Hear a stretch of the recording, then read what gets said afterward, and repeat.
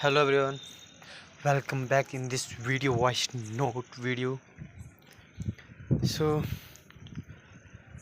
देखिए, समय का भरोसा नहीं है। हम सभी को पता है कि एक दिन ऐसा आएगा कि जब हम अपने पिता से मिलना चाहेंगे ना, हम मिल नहीं पाएंगे कितनी भी कोशिश कर लें। एक दिन ऐसा भी आएगा जब हम अपनी माँ से मिलना चाहेंगे पर नहीं मिल पाएंगे कितनी भी कोशिश कर लें। एक दिन ऐसा आएगा कि हम अपने दादा दादी भाई बहन बच्चों से भी मिलना चाहेंगे पर नहीं मिल पाएंगे।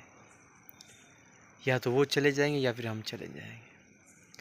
तो ये रिश्ते बने ही हैं जन्म के साथ और मिटते ही हैं जन्म के साथ। जो लोग ये कहते हैं ना, मैं समझता हूँ गलत है। देखो, रिश्ते बनते जाते हैं, मिटते नहीं हैं। वो रिश्ते बने हुए रहते हैं। शायद आप कितने भी बड़े या कितने भी जन्म ले लो, बोलते हैं 7 जन्मों का रिश्ता है जो जिसके साथ शादी ब्याह जाता है, विवाह होता है, राइट। अब देखिए, क्या पता किसी अगले जन्म या पिछले जन्म में हमने किसी और से शादी की हो और इस जन्म में हम किसी और से करके इसकी कोई पुख्ता सबूत हैं।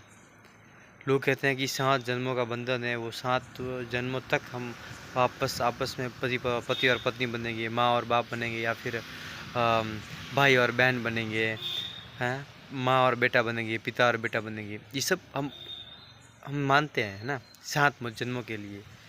अब पिछले जन्म में हम किसी से पता नहीं क्या रिलेशन था, हमें क्या मालूम, हम कुछ मालूम नहीं है।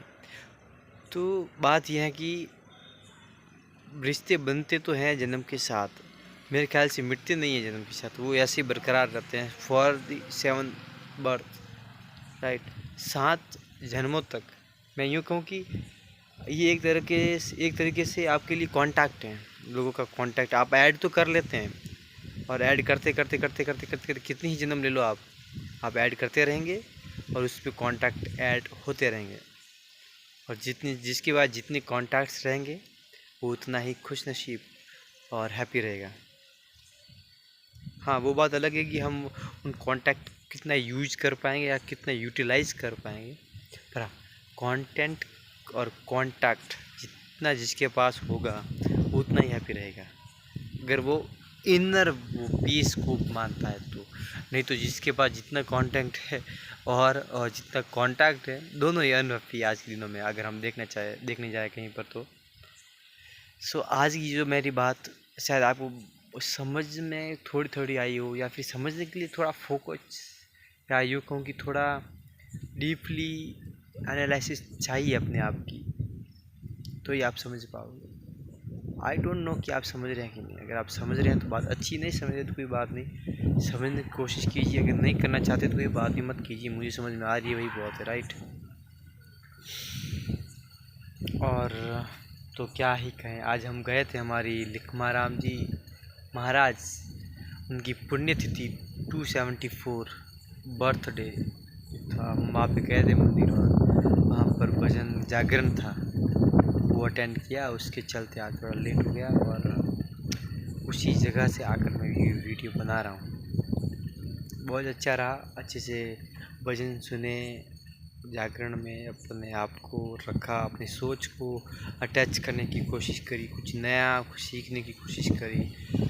वहाँ पर एक भजन था कि सबसे मीठो बोलो भाई ना, सबसे मीठा बोलना। देखो, हमारे राजस्थान की टेक्निकी बिजनेस में यही है कि सर एकदम ठंडा रहना चाहिए और जुबान एकदम शक्कर रहनी चाहिए, राइट, तभी उसका धंधा बढ़ता है।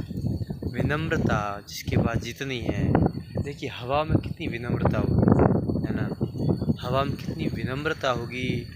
इन नदियों में हम देखते हैं कि बहुत सारे पेड़ ऐसे होते हैं जो झुके हुए रहते हैं हमेशा, जहाँ जिस तरफ पानी आया वहाँ उस तरफ झुक जाते हैं।